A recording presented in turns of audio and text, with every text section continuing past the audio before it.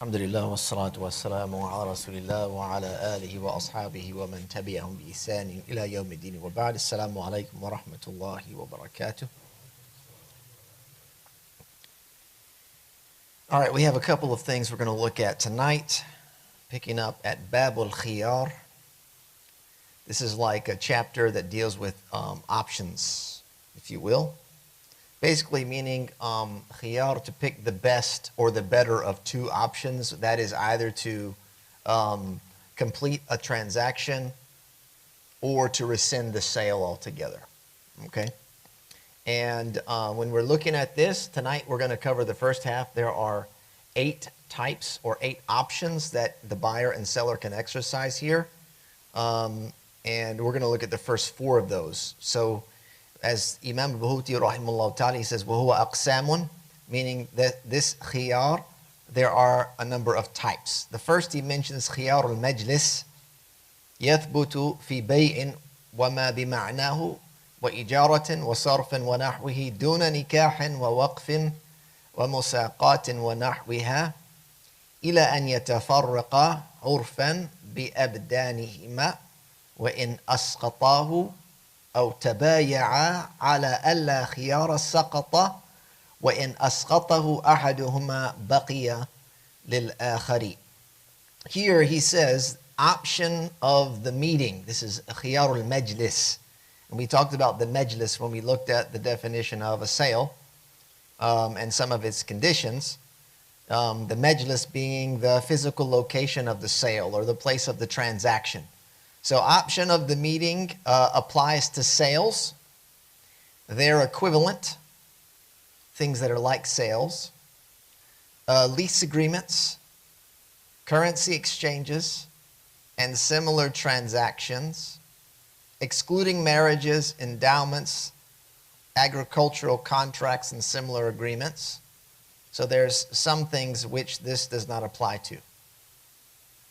And right now we're just getting a general idea of the concept. We're not going to dive into the details of each one of these topics. We just want to get an overview and look at some more practical applications, okay?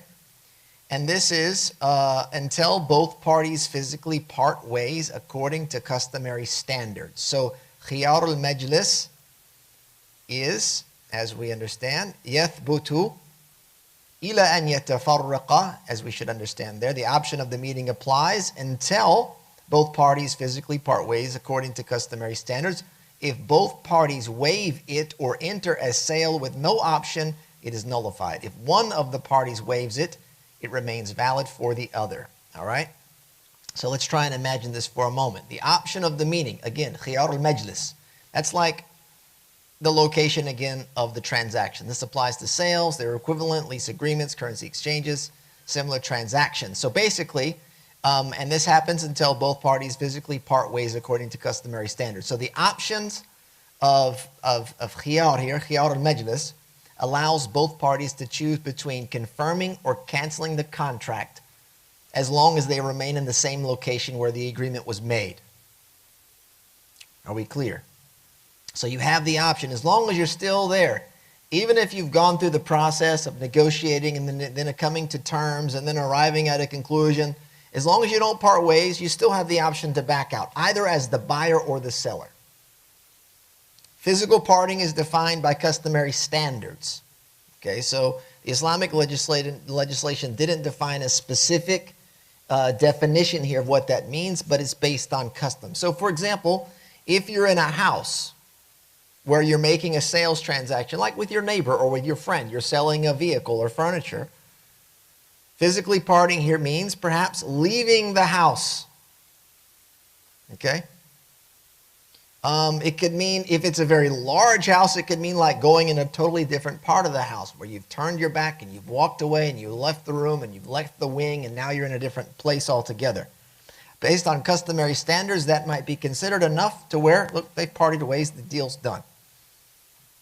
Walking far enough in a market, like if you're out in the marketplace and there's different stores or there's stalls, you turn around and you walk away far enough to where you're no longer considered in the same place of the transaction, then that option no longer applies. Simply separating with inside or moving to another room in a large space, like a market, as I say, may suffice. They say that things like putting a curtain or a barrier like a wall between you doesn't nullify the option if you're still there. Someone may drop a curtain real quick. Close a window. Huh? We come to terms, boom, close a window. That's not enough because you're still there. Or some say even, the madhab you'll note says if you were to sleep, go to sleep, and then wake up, though there's a gap of time, you're still in the same location, so you can still exercise your option. If both parties waive it or enter a sale with no option, it is nullified. And this refers to cases where both agree at the time of contract formation to forego this option or explicitly include a condition to finalize the contract immediately without any option of rescission. They say basically, once we agree on a deal, that's it. No backing out. Deal's done. You're here for 100 years. That's it. If you agree on that, then you've basically relinquished your right to exercise this option. If one party waives it, it remains valid for the other. And this means if one party explicitly states that they want to waive the right to rescind during the meeting, the majlis, it doesn't apply to both. They both have to agree to waive their right. So the other party in the sales transaction still retains their option until they either waive it themselves or the parties physically part ways. Okay?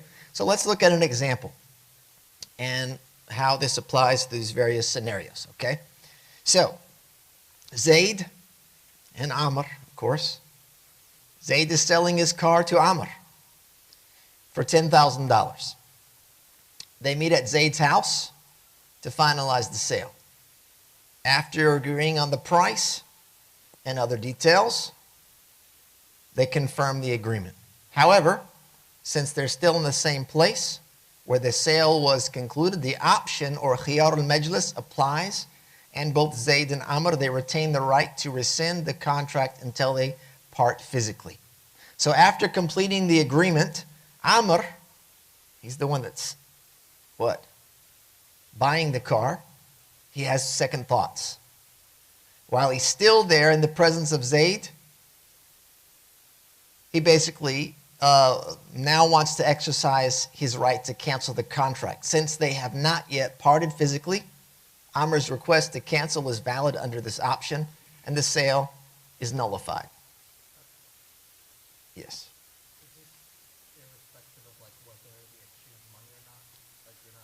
You're still there, as long as you're still there.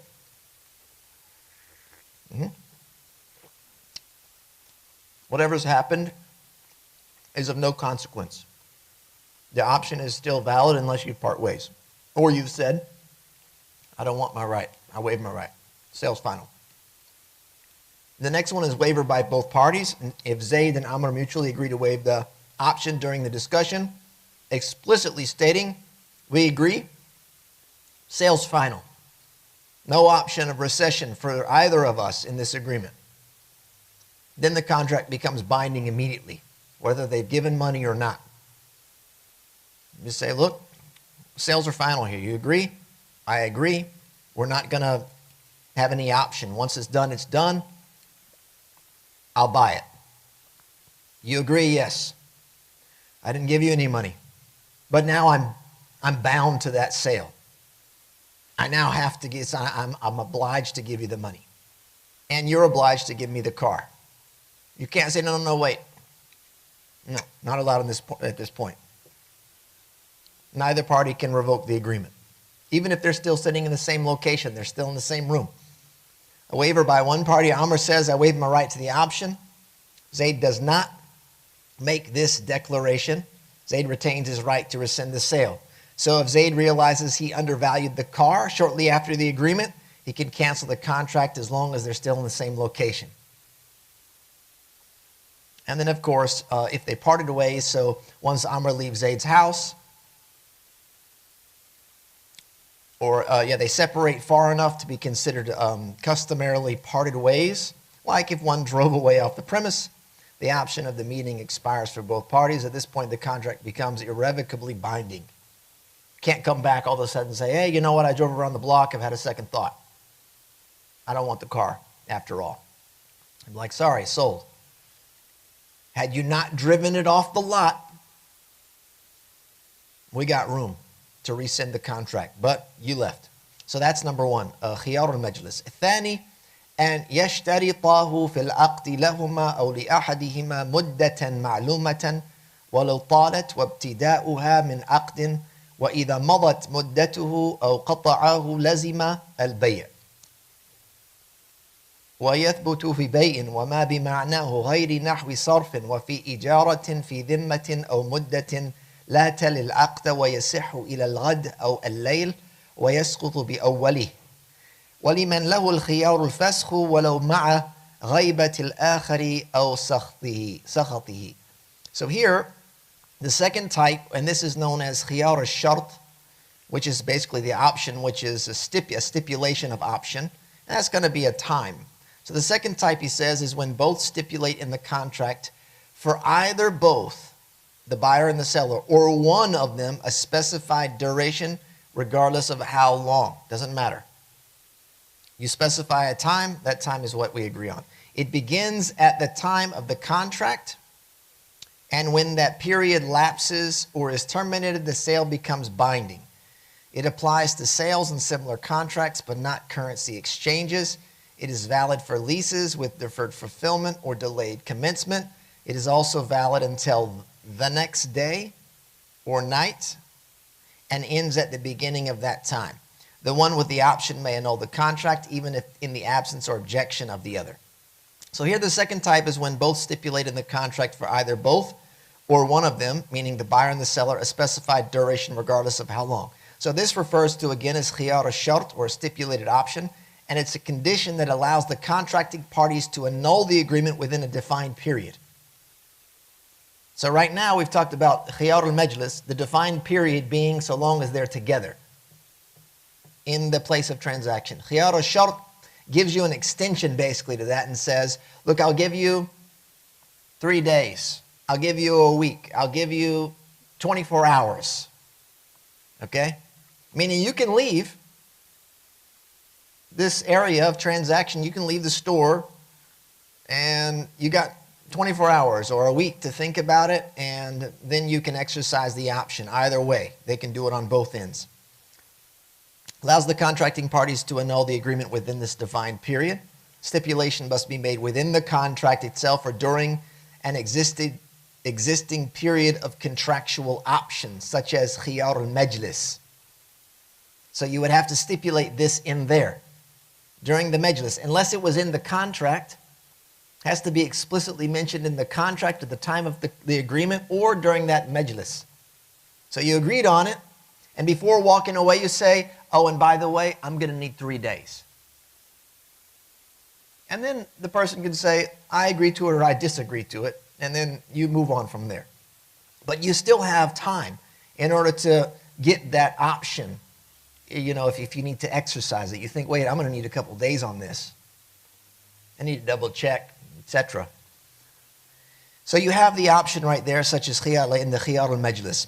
If agreed upon after the contract has become binding or set to an undefined future event, such as the harvest, it's invalid, though the sale is still binding. Meaning, after the contract's become binding, you can't come back. After it's, meaning, like, for example, you didn't mention in the contract and then you forgot to stipulate that in the majlis and you left, then you couldn't come back and say, hey, look, I need 3 days. You already drove the car off. You rode around the block. I mean, your sale's done. You can't come back now and start putting stipulations on the sale that's already concluded. That's my money. That's your car. Khalas. I mean, unless I wanted to be friendly and like, consider you or whatever, but legally it's a binding sale. Or, he says, if you set it to an undefined future event, and that means you say, I need time. I need an option here of time. And they go, well, what's your option?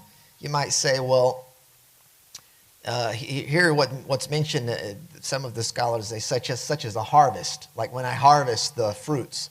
But you might say, when I get my next bonus, I need to have an option until I get my next bonus. Not knowing if you're ever going to get a bonus. Right? It's an undefined, it's an undefined future event, meaning the definition, the bonus is a defined thing, but the time, however, is not. Are you going to get a bonus this year or not? We don't know.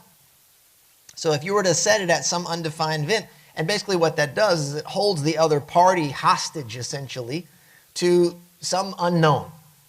And it's like, that's not the way business is meant to be conducted. We're trying to avoid as much ambiguity as possible in business transactions.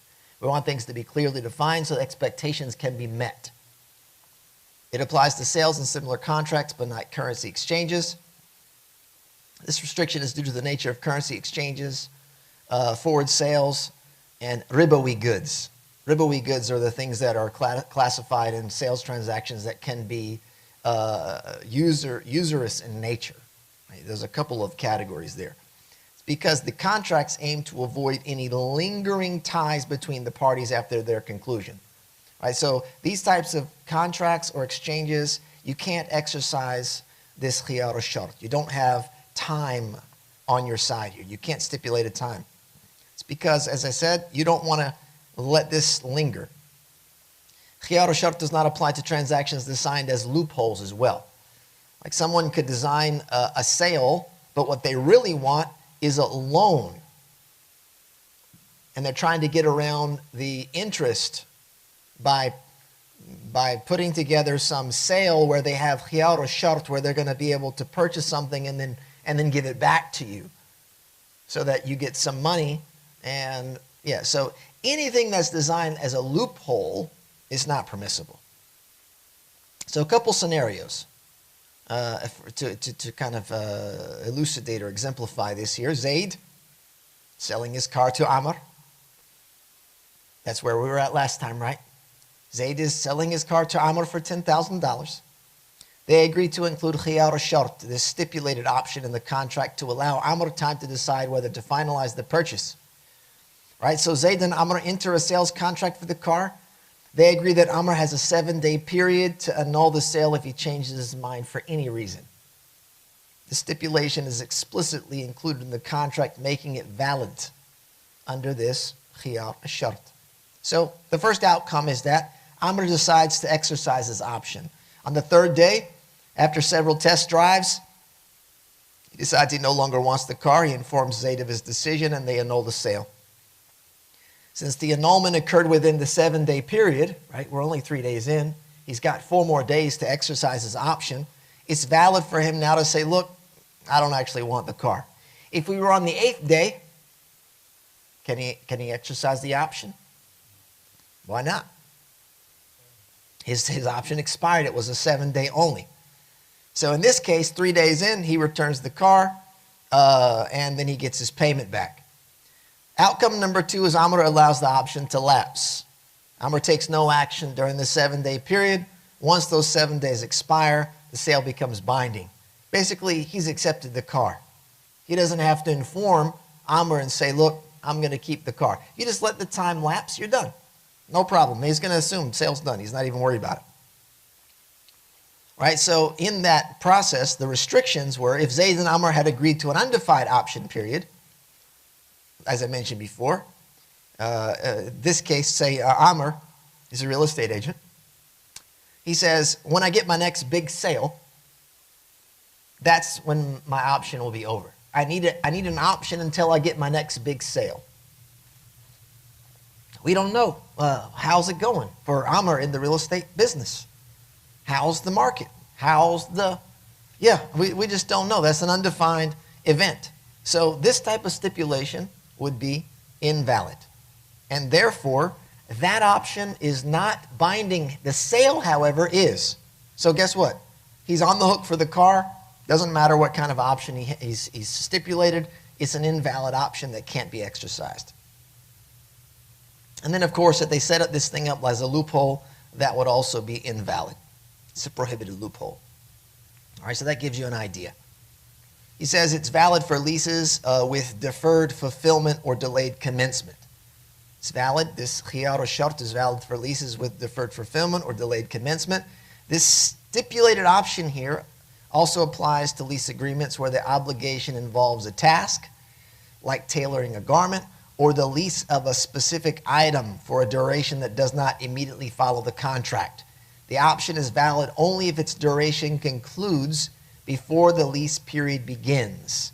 If the lease period overlaps with or begins during the option period, the stipulation is invalid. And this is to prevent the loss of any contracted benefits or the use of lease services during the option period, both of which are impermissible. So let's look at a scenario and see what that means. We're talking about a lease now and not a purchase. And the lease is either a service agreement or you're leasing something, like you're going to lease a vehicle. A service would be, I'm hiring you to perform a service, right? And so if I have an option, I can have that option. For example, I'm not going to lease a car until the end of the month. And I can say, look, I need an option. Maybe I need a week or 2 weeks. And I can exercise that option. But what he's saying here is that once the lease starts at the first of the month. If I come to you on the second of the month after I've begun driving, I've begun benefiting from the lease, I can't exercise my option now because I would have taken the benefit, I would have reaped the benefit of that lease. Somebody has, like he says, tailoring, exercise an option. Maybe you're going to tailor this garment for me, you're going to start on Monday. So I need an option here. I want an option in case I would change my mind. But once Monday comes, I can't exercise that option because you've already started. Maybe you didn't finish, but you started. And now the loss is the one that has been contracted for the service. Right? So we're trying to avoid this type of loss. So let's look at Zayd and Amr. Zayd owns a car rental company along with the cars he sells. Okay? Amr wants to lease the vehicle from Zayd, not going to buy this time. He wants to lease it for 3 months, but he needs a little flexibility. He negotiates the khiyar al-shart, the stipulated option in the contract, allowing him to annul the lease within a week of signing the agreement. So he has a week. So on December 15th, follow me here, Zayd and Amr, they sign a lease agreement for the car, and it's going to begin January 1st. We're on the 15th. First of the month it begins. They've come to conclusion of this khiyar al-shart, right? Negotiating this for 1 week. Okay? By December 18, Amr decides not to proceed with the lease, and Zayd provides him with a refund. Is that a valid exercise of the option? It's only 3 days. We're still within our period, and we're not yet started with the lease anyway. So the arrangement is valid because Amr exercised the option within the stipulated time frame. Invalid scenario looks like this. On December 15, Zayd and Amr sign a lease agreement for the car with the lease period set to begin immediately on December 15. We're going to start leasing the same day. Amr includes khiyar al-shart period of 1 week to decide whether to continue the lease. During the option period, Amr uses the car for personal errands but decides on December 18th to annul the lease. How are we looking? It's not looking good for who? For Amr. He can't exercise the option, right? The lease period begins during khiyar al-shart, allowing Amr to use the car without fully committing to the lease. This causes a loss of benefit for Zayd. He could be leasing the car to somebody else. Amr, however, is now trying to back out of this, potentially misusing or depreciating the vehicle, deciding to cancel the lease. He's going to go back and say, look, I want my money back. I don't want to actually lease the car. He's therefore bound by its terms, and the stipulation is voided. It's not a valid stipulation. Okay? It would have to be, as we described, within the period of time that they allowed for an option, and it has to conclude before the lease begins. So here's a car, if you were leasing a home for an apartment, you'd say, look, I want to lease an apartment starting at the beginning of the year, or let's say it's January now, let's say beginning of February, but I need you to give me a week to exercise an option to rescind my lease. And they go, sure, you get 1 week. 1 week. Okay, so I've got a week. If I get to the first of the month, I better have exercised my option within that time period. Otherwise, I'm stuck with the lease. And I couldn't have tried to set an option during the lease period. Right? I want to lease an apartment tonight. Give me a week. It's not even a valid option at the jump. Okay? Does everyone understand? Clear? Pretty basic, right?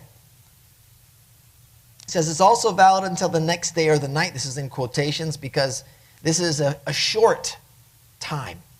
It's valid, the option, until the next day or the night. This is showing us the validity of short-term options or windows of time. Like until tomorrow or the night. It's valid to allow these short periods. It doesn't have to be 3 days or 6 days or whatever. It can be like, you got till tonight. But, he says, it ends at the beginning of that time. You have until tonight, or you have to tonight. It says once the specified time begins, the option lapses. So if you said you have until tonight, that means once the night begins, the option's over. And that means at Salat al-Maghrib, we're now in the night. It doesn't mean including all of the night, because the nature of the language is you have until tonight. You don't have until the end of the night. You have until tonight. So a person can't say, we said I had until tonight. Well, it's still tonight. We're in tonight. So it's midnight and I realize I don't need it, because guess what? I already went and did and blah, blah, blah, blah. You have until tonight. Doesn't mean tonight as well. It's explicit. No snaking around, okay? That's what the language here, that's what he's trying to get across here, is an expression and how we are to understand that expression. Until tonight, or the night, or the morning, or tomorrow. And then that option can be exercised until the beginning of that stated time. You have till the morning, meaning once the morning starts, the option is over. The one with the option may annul the contract, even in the absence or objection of the other. The party holding the option retains unilateral authority to annul. If I have the option, I can annul. I don't need your permission. I don't need your satisfaction. I don't even need your presence. I can annul, and I can rescind the contract. This is similar to the irrevocably or irrevocability of a divorce initiated by one spouse. The other spouse doesn't have to be happy. If the husband, for example, says you're divorced, I don't have to go, hey, sweetheart, I'm going to divorce you if you're okay with that. Nope, that's not the way it works. Or if the woman was given the right of talaq, which is permissible, the husband can say, it's your choice, and now she holds the authority. She can say, we're divorced, and that would be basically, he's empowered her to make the decision. She doesn't have to say, you've already empowered me. If you don't mind, I'm going to exercise the option of divorce. It's done, regardless of the other's objection. So that's the nature of the shart there. It's yours to exercise and yours alone. It says, وَالْمُلْكُ مُدَّةَ الْخِيَارَيْنِ لِمُشْتَرٍ فَلَهُ نَمَاؤُهُ وَكَسْبُهُ وَعَلَيْهِ نَقْصُهُ وَتَلَفُهُ إِنْ ضَمِنَهُ وَلَا يَصِحُّ تَصَرُّفُ أَحَدِهِمَا فِي الْمَبِيعِ أو ثمنه المعين زمنه بلا إذن الآخر لغير تجربة إلا إتق مشتر فينفذ مع التحريم وتصرف مشتر فسخ لخياره لا بائع ومن مات منهما بطل خياره. Ownership during both options belongs to the buyer, who is entitled to its profits and bears any loss or destruction if liable. Except for testing, neither party may dispose of the item or specific price during the option period without the other's consent, except for the buyer's emancipation of a slave, which is valid but prohibited. The buyer's disposal nullifies their option, not the seller's. If either party dies, their option is void. All right, so here we're talking about the ownership of the sale item during the time of option. So ownership during both options, khiyar al-majlis and khiyar al-shart, belongs to the buyer, who is entitled to its profits, which includes the right to any profits or gains derived from the item, such as harvesting fruit from a purchased orchard. This is the growth of something which is munfasal anhu. It's not a part of it. It's not connected to it, but it's detached, like fruits that fell from the tree or that were harvested during that period of time. They belong to the owner at that point, who is the buyer. Remember, the buyer has now purchased the item. It's theirs, but they're limited in terms of what they're able to do with it during the option period. So while they're entitled to the profits, they also have to bear the burden of any loss or destruction if liable. So if the item is in their possession or control, this responsibility extends even to accidental loss or damage if the buyer is deemed liable. I've taken the thing right away. It's now in my possession. I'm responsible for this. So if something happens to it, just like if something positive came of it, I would reap the reward of it. If something negative happened, I'm also on the line for it. Okay? Except for testing. We're on a different, all right, that's over. We're on a different issue now. Except for testing, like test driving a car, or the practical use of the item, the sell item.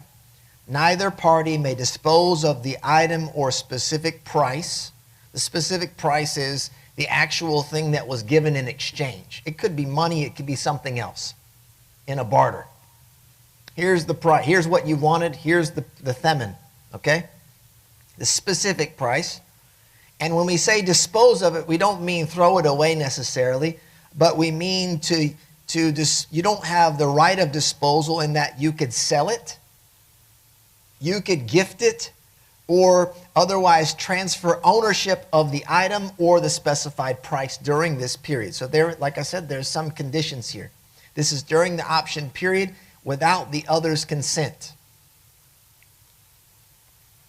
Okay, so like if I have a car that I bought and I'm still in the option period, the 7-day option period,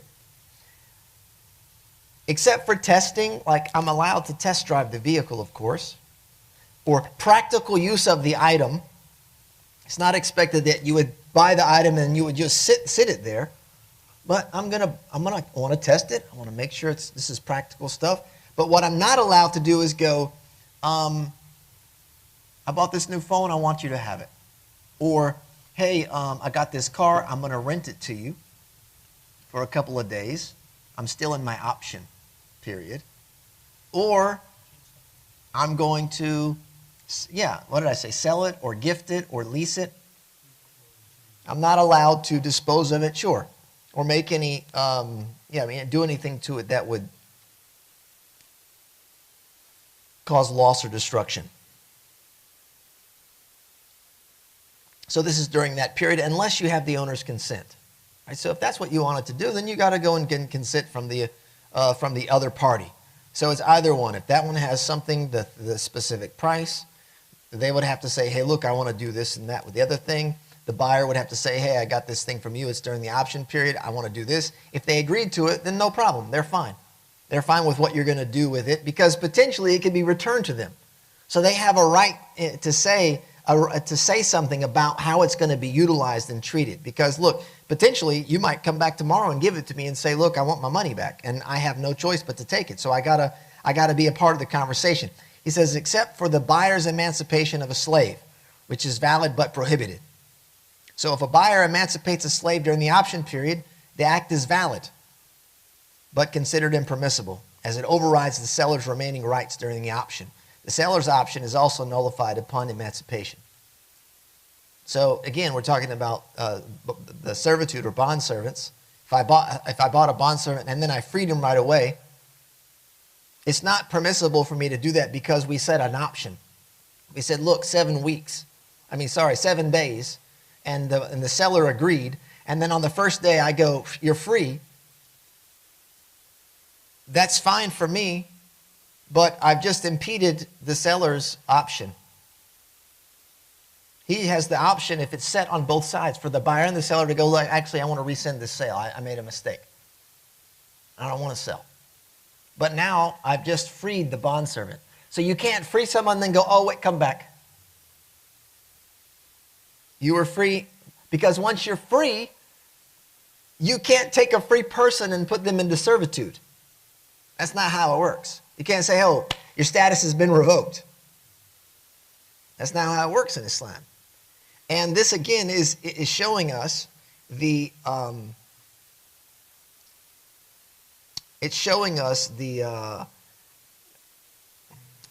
status of emancipating bondservants, freeing slaves, essentially, is that there's exceptions here. The idea is to set people free and to emancipate them. Okay, and so with other normal commodities, you can't do that. You can't tasarruf. You can't dispose of things without the consent of the other, and otherwise the option would be void on your end, not void on their end. But in this case, there's nothing that the seller could do. It's impermissible for the person to do that. They did it. The person's free. You can't now return them back to bondage. So the buyer's disposal nullifies their option, not the seller. So if the buyer performs actions that indicate acceptance of the sale, such as reselling or donating the item, their option is void. So again, if like I said before, I bought the car and then I went to Tariq over here and I said, hey, listen, I want to gift you this car. It's an action which shows the acceptance of my purchase. I'm done. I've got no option to exercise. Or if I try and sell it to Tariq, for example, I buy the car from Abu Mahir here. He gives me a 7-day option. After 3 days, I go, you know what? I'm going to resell the car. I go to Tariq. I say, hey, I want to sell you the car. Tariq buys the car. Tariq comes back to me and he says, hey, actually, you know what? I give him a 7-day option. He comes back to me and says, in 3 days, in 4 days, well, I say 5 days so we can exhaust your option. He comes back to me and says, hey, I don't want the car. So now I go, no, you just don't want it. No problem. You don't want it. You don't. That's coming up. The khiyar al-aib is coming up. This is just don't want it. You've got the option. Doesn't matter. You just don't want it. You bring it back to me and I go, oh no, Tariq doesn't want it. I have to give him the money back. So I go to Abu Mahir. It's 8 days. I go, okay, I don't want the car. Not only is the option period gone, but the fact that I sold it and I didn't get your permission is also gone. I would have to go to him and say, hey, listen, I'm going to resell the car. Do you mind? If he says, no, you can't do that, and I do it anyway, then I voided my option. If he says, yeah, sure, go ahead, and the option still remains, he's basically saying the option will still remain. Like if somehow the car ends up back in your hands and you want to return it, then I'll take it and I'll give you the refund. All right, so here you can see that, again, that piece about the buyer and the seller agreeing on what happens with either the sell item or the price during the option period. Otherwise, it nullifies the option. The seller tasarruf fi al-mabi' doesn't invalidate the sale, as opposed to how the buyer's disposal would nullify the option, not the sale. And then he says if either party dies, the option is void. All right, so if the buyer dies, then the buyer's option is void. Like he's not going to return it. Nobody's going to return it for him. It's done. Like the sale's concluded. And that sale item is now a part of his estate, and it would be liquidated or it would be given away, depending on how his estate was set up. Okay, so let's look at some scenarios real quick. Zayd sells an orchard to Amr for $50,000. It's cheap. The contract includes khiyar al-majlis and khiyar al-shart. Khiyar al-shart for 7 days, giving both Zayd and Amr the right to annul the sale during this period. The orchard contains several fruit-bearing trees, and the sale stipulates that Amr takes immediate possession of the property. So he's going to give him the money. He has khiyar al-shart. He's got the option for 7 days. And then he takes possession right away. He's on the farm. So during the 7-day period, Amr harvests some of the fruit from the trees and sells it in the local market. He gets the benefit of $1,000. This profit belongs entirely to Amr, as he has ownership of the orchard during the 7-day period, even though the option period is not over. Remember we said the profit and the yield of that thing belongs to the buyer without nullifying the option. I still have the 7 days. So I could still go, you know what, I don't want it. On the 2nd day, a storm damages several trees in the orchard. Amr is liable for the loss because the orchard is in his possession and his control. He took possession of the orchard right there, so he's now liable for what happens. The ownership transferred to him during the option period. He cannot hold Zayd responsible for the damage or request a reduction in the sales price. If Zayd was there, it would be his burden that the trees were damaged. But now, Amr's the one that's there, and so it's his burden. He's taken possession of the orchard. Even though the option is essentially there, he's liable for that damage. So if he comes back and he says, hey, look, I want to exercise my option, well, you can do that, but you got to take care of this damage. You can't return it back to me in a way other than I gave it to you.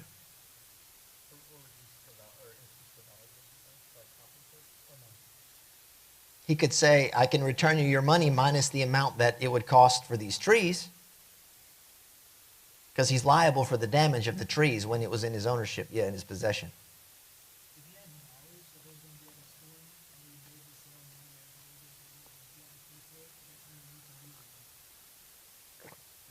If he had knowledge that the storm was coming?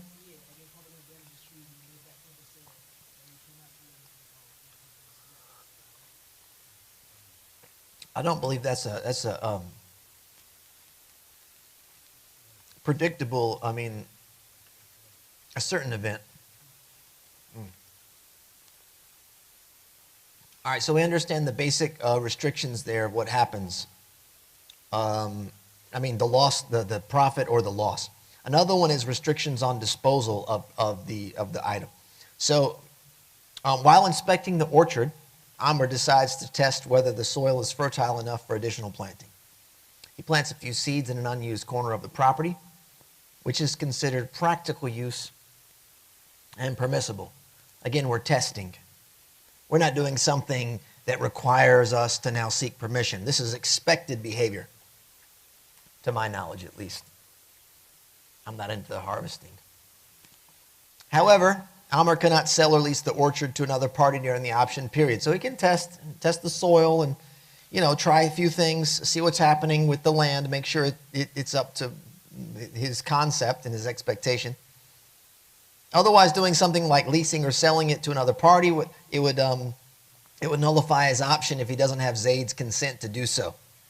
It would invalidate his right to exercise the option. If he begins, as I said, within that time period, he starts leasing out parcels of that orchard to his neighbors, then this would indicate to Amr that he's accepted the sale and he's voided his option. 3 days in, he starts parceling it out to like a neighbor garden or whatever. Starts renting it out to those, they have those, got a nice orchard, then you get a neighborhood garden and communal garden and you get little plots. At that point, Zayd's going to go, well, 3 days in, he's obviously happy enough to start acting on his own accord. He has no right now to rescind. Sale's done. Contract, the option's have been waived. All right, so that gives us a general view of khiyar al-shart. It's a little bit more lengthy there because there's the issue of transfer. Where is the ownership? Where does the responsibility lie there? The next one, Imam al-Bahuti says, الثالث إذا غبن في البيع غبنا خارجا عن عادة بزيادة ناجس ولمسترسل وفي تلقي ركبان. So there's 3 types here. He says the third type occurs when one is deceived in a sale. إذا غبن في البيع غبنا خارجا عن عادة. There's a type of deception, if you will, in a sale beyond the norm. Whether through artificial price inflation, so this occurs in 3 ways. بزيادة ناجس, Najishin, excuse me. This is artificial price inflation, exploitation of someone naive and trusting, or intercepting traders. And we were talking about this the last time, I believe. It came up in a question. Wallah, who's not here today. We're talking about buying a car from an unsuspecting and unknowing seller. The retired person who's got a nice car doesn't know the value. Can I buy it under value and then resell it for a larger value? So this is where we're talking about that. Unfortunately, let the record show, Wallah, ghaib. And we're sad. Pour a little for the homies, you know what I mean?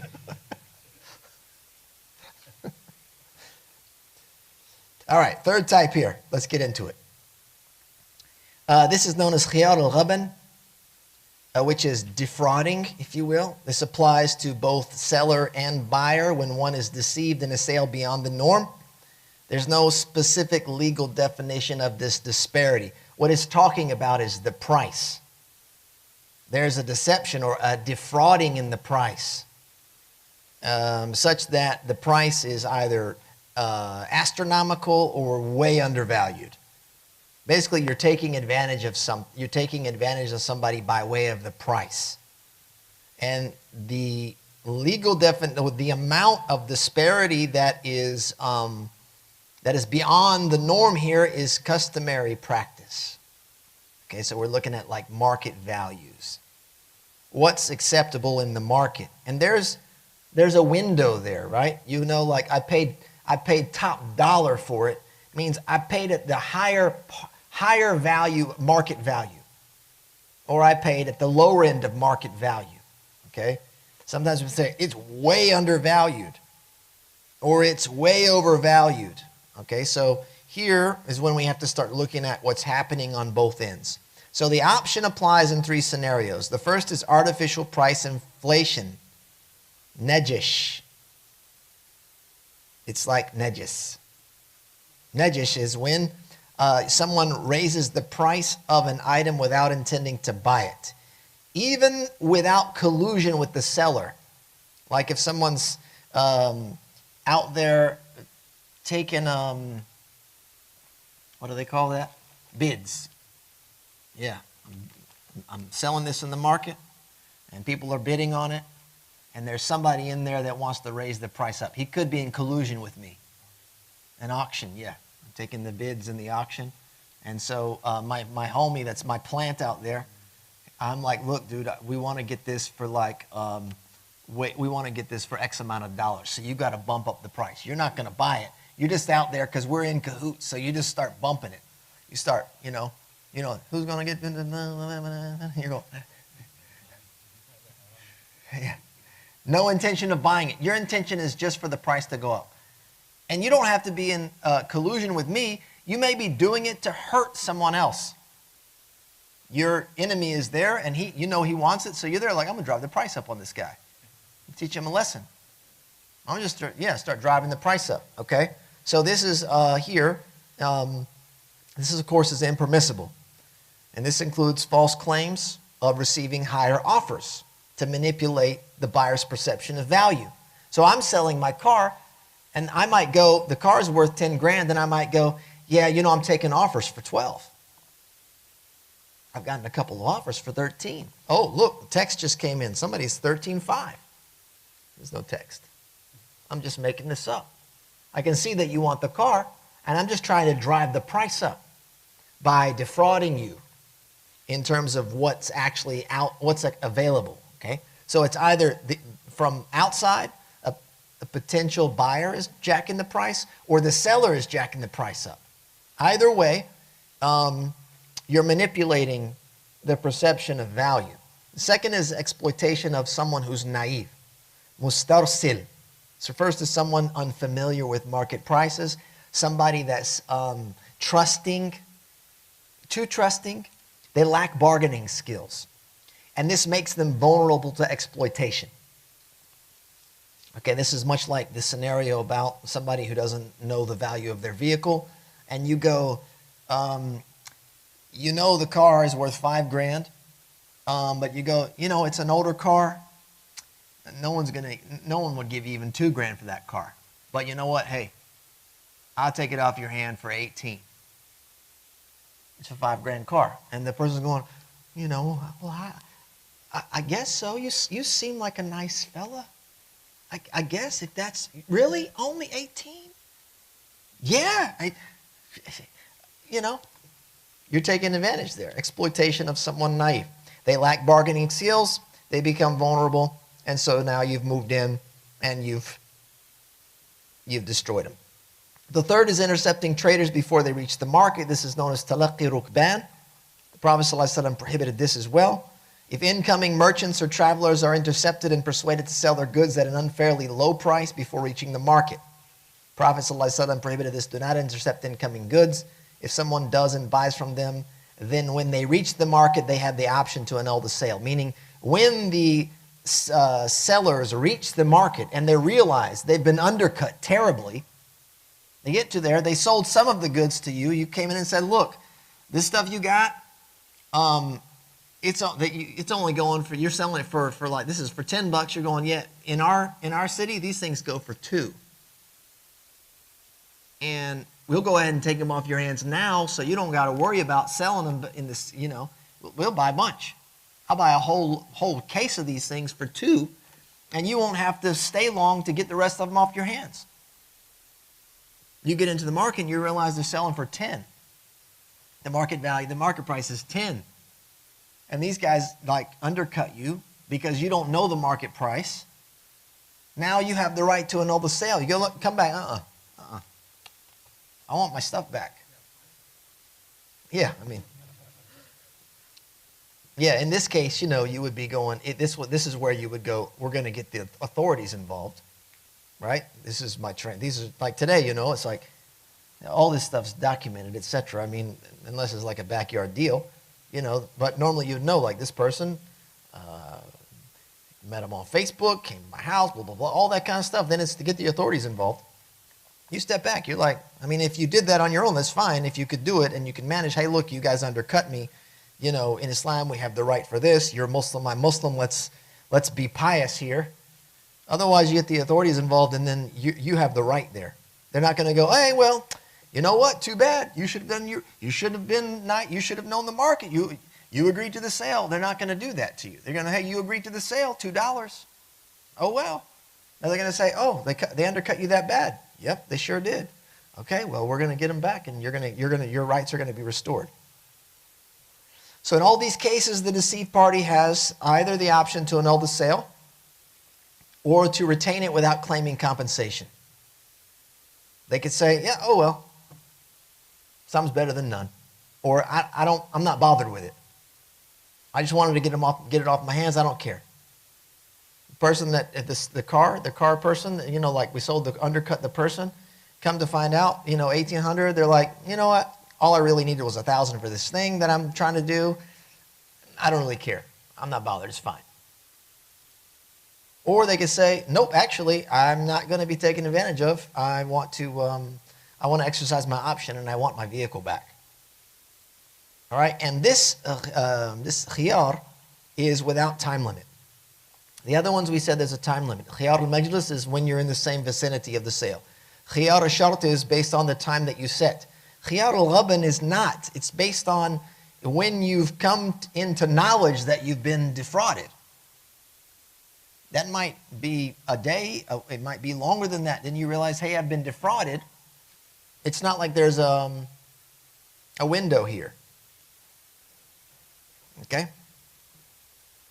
All right, so we talked about some examples of this already in terms of what happens to inflate the price, to create an illusion, to drive the price up, exploiting the naive buyer. We've talked a little bit about that based on a vehicle being sold. And then, of course, intercepting sales. We talked a little bit about how that looks in terms of, somebody bringing goods into a market they're unfamiliar with, and then people intercepting them before they get into the market in order to undercut them significantly. And again, the amount is not fixed. It's based on customary practice. Some have tried to a fixed amount, like a sixth or a third. If it goes beyond a sixth, then it's considered it's considered extreme, or a third it's considered extreme. But based on the Sharia and what's been reported, there's nothing specific, and so therefore it goes back to what's considered customary in the market, what the values are, and what's considered to be too low or too high. That's what you would go by. The last one that we're going to look at tonight, الرابع خيار التدليس, and this is deception. He says كتسويد شعر وتجعيده وتسرية لبن في ضرع ونحوه ويرد مع مصرات بدل اللبن صاع من تمر. So the fourth type is the option of deception, such as dyeing hair black, artificially curling it, or acts similar to withholding milk in an udder. The udder-bound animal is returned with a saw of dates as compensation for the milk. So the fourth type, again, known as khiyar al-tadlis, the option of deception, and this is derived from the word dulsa, meaning darkness, and applies to anything that artificially increases the item's price. Something that's artificially something that's artificial but doesn't inflate the price is of no consequence. But something that drives the price up is. So if you've done something, and he gives some examples here, and he's talking about bondservants and specifically, such as dyeing hair black, artificially curling hair, making it curly instead of straight, or similar acts. So that would be like if you're changing the appearance of someone. And this also is applicable when it comes to getting married. You should not be deceptive in your appearance, such as to the degree that the potential suitor would marry you based on those attributes when they weren't actually real. They were thinking like dark hair means younger. Black hair, younger. Like, yeah. Yeah. Everything's in working order, you know what I mean? Yeah. Come to find out, Shayba, khalas.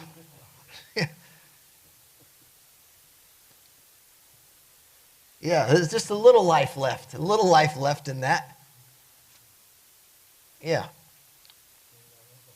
Or I saw this one video.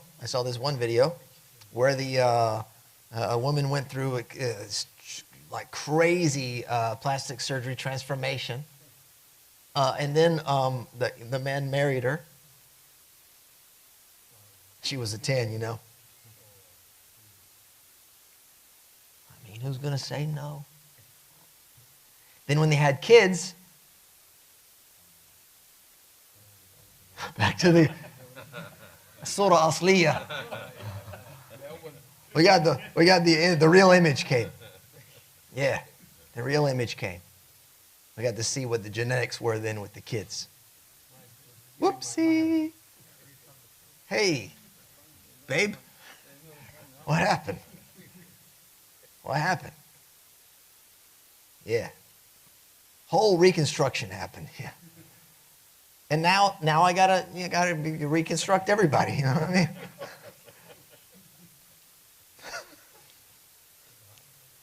All right. So here, let's get back to this so we can wrap it up quickly. Similar acts to withholding milk in an animal's udder. Okay, so that is when you would tie an udder of an animal that you want to sell in order for the udder to fill up with milk, so that the potential buyer would see like this is a real milk producing animal. The Prophet ﷺ said, do not withhold the milk of camels and sheep. Whoever buys such an animal has the option upon milking it to either keep it or return it along with the measure of dates as compensation for the milk. This is muttafaqun alayh. This also applies to similar deceptive practices such as accumulating water like in a holding dam or something like that, or to dam up water in like a creek or something on a piece of property, and then releasing it when it's time to showcase the property to give the impression that there's a lot of water here. Okay, you're giving a false impression of efficiency or abundance. So the option of deception generally remains valid indefinitely, except in the case of musarra, and that's the animal. Their udder has been tied. In this case, the buyer has 3 days from the time they discover the deception to choose between keeping the animal without claiming compensation or returning it along with its milk if it remains as it was. If the milk has been consumed, they return the animal along with a measure of dates as compensation for the milk, even if its value exceeds the price of the milk. Okay, so you have the option, the exercise this option of tadlis. The moment that you find out that there's been some type of deception, now you can exercise your option. You bought a land, for example. They showed you the land, you want it because of its you need resources on the land. They dam up the water way at the top. They come to show you, right when they show you, they release the dam. You say, wow, there's a lot of water here. You buy the land, you don't go back to it for a little bit, and you start noticing, like, where's all that water? Yeah, I bought the land, I need water. I need a source of water for my personal usage. I'm going to be planting, etc. I've got animals, whatever. Then you go, things dry. And then you come to find out after investigation, they dammed it up. So now you can go and say, look, exercise my option. I could say, oh, well, no problem. I like the land, all's well. I'm not worried about the water, and I keep it. And I can't get compensation for it. I either rescind the sale or I take it as it is. And then the animal issue, that's where it's a specified time amount. Otherwise, if it expires, you've taken it as it is and the sale's done. Right? So just to emphasize or to exemplify this in the scenario, Zayd selling his car to Amr again, $10,000. And he wants to make the car seem more valuable to Amr in order to get a higher price. So Zayd, what he does is he goes and he cleans the engine, washes it, polishes it, makes it look like a brand new engine, better than maintained, and then he adds some type of temporary additive to the engine. Put something in there. You know, it was smoking, then he puts an additive in there to stop the smoking temporarily. So Amr comes to inspect the car. He's impressed. The engine's clean. Zayd's basically putting it off as if this is like a really well-maintained vehicle. Look, no smoke coming out of the exhaust. Engine looks pristine. Sounds good. Put that additive. Doesn't tell him. Put that in there. Based on this, Amr agrees to buy the car for more than it's actually worth. This is tadlis. A few days after purchasing the car, Amr notices that the engine starts making noise. Its performance has significantly declined. It's puffing smoke. Takes it to the mechanic. Mechanic says, look, it's clear that somebody's put that additive. Actually, we sell it right here. Put the additive in there and sold it to you under the illusion that it was well maintained when actually there's a number of mechanical problems here. I can see this is old, this is done, this is cracked, this is whatever. And so that artificial enhancement, which had a short-term effect, now allows Amr an option of tadlis. He's been deceived by Zayd. So in this case, he can either keep the car, he can retain the car, he cannot claim any compensation for the engine's true condition. He's taken it now. Okay. Or he returns the car to Zayd and receives a full refund because he was deceived. The option of deception, khiyar tadlis, remains valid indefinitely unless there is a specific limitation, like in the case of musarrat, there is for that animal. For items like the car, Amr retains the right to annul the contract at any point upon discovering the deception. If he discovers the deception and then continues now to just carry on with the car, he's clearly accepted that deception and is now moving on past his option. He can't hold on to it while he realizes he's been deceived and then come back like the next year and go, oh yeah, last year I realized you deceived me. I mean, I have been driving it around. I've been pouring some more stuff in there. I've been getting on with it. You're like, dude, your option's gone. It's way past time. Once you realize you've been deceived, you need to exercise your option right away.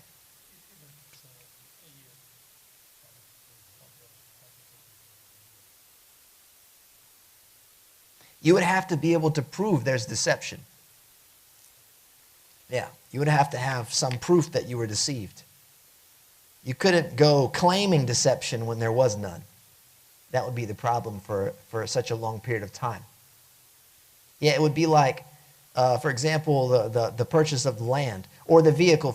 Let's say the land. It's a little easier to imagine. I bought the land. You dammed the river. You let the dam release. When I came, I saw all the water. I'm an investor. I bought the land. I didn't go there. I didn't spend time on it after I bought it. I put it in my portfolio of investments. Now I've returned back to it. As I'm freed up, now I'm returning back to it. And I've come to realize, actually, you dammed that little river. It's a tiny little stream. You dammed it enough to make it look like a river. There was never a river there. I've been deceived.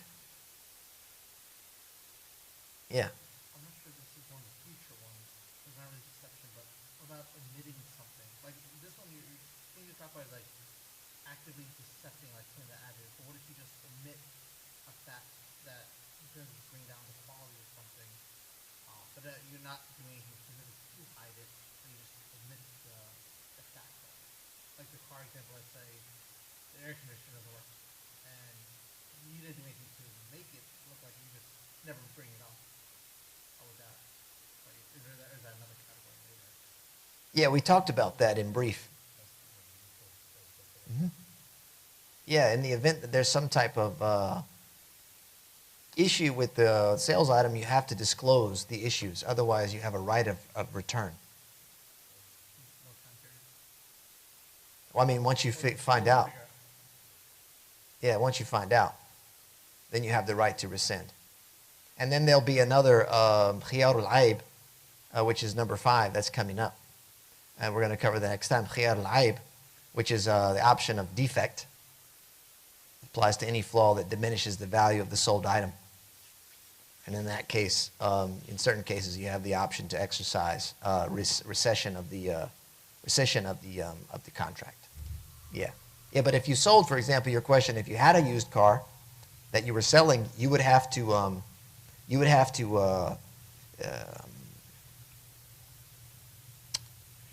inform the buyer of the issues. This was we're talking about as is. If you were to put a phrase in your contract, as is, excusing you of all liabilities. I excuse myself of all liabilities. You can't use blanket statements. Yeah, you're not allowed to use a blanket statement of I excuse myself of all liabilities. But you have to point out liability. You have to point out these factors.